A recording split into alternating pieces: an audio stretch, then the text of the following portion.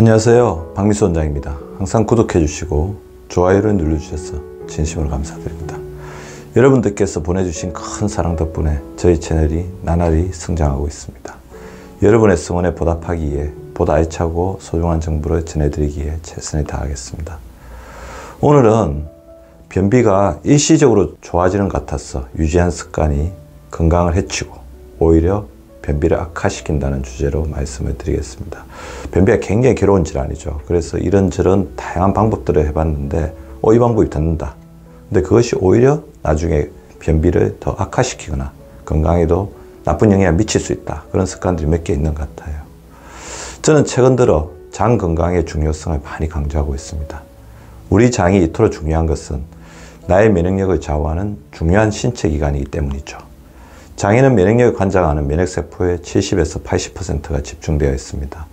이토록 면역세포가 집중된 장내에 있는 생유수폐의 균형이 깨어지면 면역체계가 가장 먼저 치명타를 받기 때문에 면역력을 유지하기 위해서 장 건강만큼 중요한 것도 없습니다. 장 건강이 무너졌을 때 배가 아프거나 설사 나타나기도 하지만 변비가 주요한 문제로 나타납니다. 한국인의 변비 유병률은 15%에 이르는데요.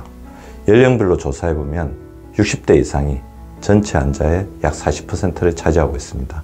변비는 배변 횟수가 일주일에 3회 미만이거나 대변의 양이 하루 35g 이하, 일반적으로는 200g 이상이죠. 4번 중 1번 꼴로 굳은 대변이 나오고 4번 중 1번 이상 배변 후에 변이 아직까지 장안에 남아있는 것 같은 잔변감을 느끼는 경우를 말합니다. 그런데 배변 주기나 양은 개인차가 워낙 크기 때문에 본인이 배변 문제로 불편함을 느끼고 계시다면 먼저 병원을 찾아서 치료를 받아보는 것이 바람직합니다. 또 계속되는 변비가 변실금, 소변의 장애, 방광통증으로 이어지기 쉽기 때문에 절대 관가해서는 안 될 문제입니다.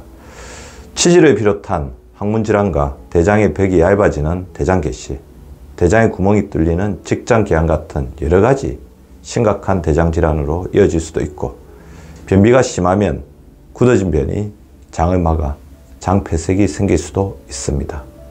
변비가 지속되면 장을 정상적으로 빠져나가야 할 대변이 오랫동안 장에 머무르면서 여러 가지 독소나 유해물질이 장 점막을 공격하는 시간이 길어지게 됩니다. 따라서 장 점막에 손상을 주고 장내 세균의 균형을 무너뜨리는 장 건강의 주요한 위험 요소입니다.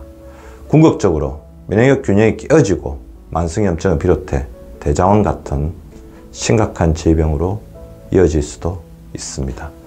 그럼 왜 변비가 생길까요? 나이가 들면서 장 운동 기능이 떨어져서 제대로 변을 보기 힘들어지는 것이 근본적인 원인일 때가 많습니다.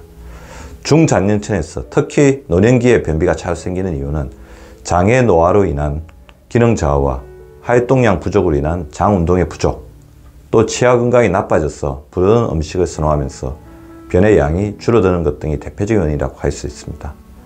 하지만 그 외에 생각지도 못한 변비의 원인들이 있습니다. 의외로 복용하는 약물이 그 원인이 될 수가 있습니다. 많은 약을 드시고 계시는 중장년층, 특히 노년층은 반드시 드시고 계시는 약을 체크해 보셔야 합니다. 특히 몇 가지 약물은 장내 세균의 불균형을 초래해서 변비를 유발할 수 있는데요. 항생제, 제산제, 당뇨약, 변비약, 스테로이드제 등 각종 성인질환을 치료한 약물들이 변비를 초래할 수 있습니다. 특히 항생제는 장내 세균수의 균형을 깨트려 변비를 유발하는 대표적인 약물입니다. 물론 설사를 흔히 일으키기도 합니다. 이런 약물들은 항생제 내성 메커니즘을 증가시켜 변비를 유발할 수 있습니다.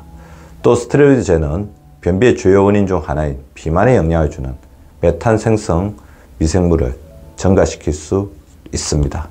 또 항우울제, 파킨슨병 치료제인 항콜린성 제제, 녹내장 치료제인 클로니딘, 고혈압이나 심부전 등에 처방하는 이뇨제, 철문제 등이 변비를 유발할 수 있죠. 따라서 변비가 심하다면 본인의 자의에서 드시고 계신 필요하지 않은 약물은 줄이고 반드시 드셔야 할 약이라면 처방하는 의사에게 약과 변비 관련성은 없는지를 여쭤보시는 것이 좋겠습니다. 의외로 변비 부작용이 적은 약물로 대체해서 효과를 보았다는 분들도 계십니다. 흡연이 변비에 좋다는 속설이 있는데요. 그래서 담배를 피우다가 한동안 끊었는데 화장실에 잘 가지 못해 다시 담배를 피우게 된다고 하는 분들까지 있습니다. 이는 일정 부분 사실이긴 합니다. 담배에 든 니코틴은 체내에서 신경을 자극해 아세틸콜린 분비를 촉진해 변을 쉽게 보게 도와주기 때문입니다. 아세틸콜린이 분비되면 뇌 부교감 신경이 자극되면서 대장 운동을 활발하게 해주는데요. 하지만 이는 다른 변비 해소 방법들에 비하면 효과가 지극히 낮은 방법이죠.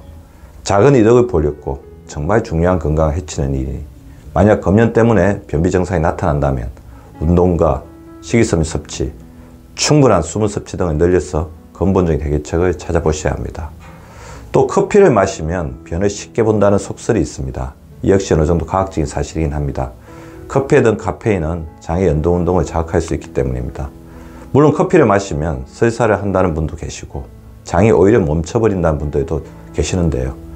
일단 지나친 카페인 섭취는 건강에 해로울 수 있습니다. 커피에 든 카페인 섭취의 건강 증진 효과, 건강 위해 효과에 대해서는 여전히 의견이 팽팽한 상황인데요.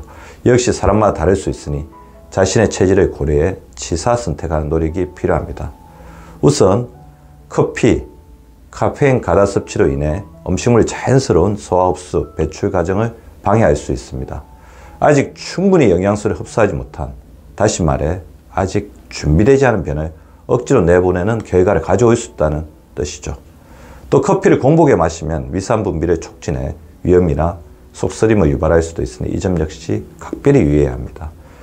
특히 커피의 테오브로민 성분의 이뇨작용 때문에 체내에 물이 상시적으로 부족한 만성 탈수 상태에 빠지기 쉽죠. 이때 생기는 이뇨작용으로 인해 오히려 변비를 유발하거나 악화시킬 수도 있습니다. 변이 더 딱딱해지고 그래서 더 잔변감을 느끼고 변을 보기가 힘들어지는 거죠. 일반적으로 통용되는 적정 권장량, 커피에 대한 적정 권장량을 따를 필요가 있습니다.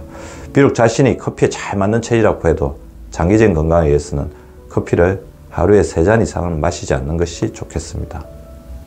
오늘은 계속되는 변비가 이런 원인일 수도 있고 변비를 고치려고 시도한 방법들이 변비를 오히려 악화시킬 수도 있다는 주제로 말씀드렸습니다.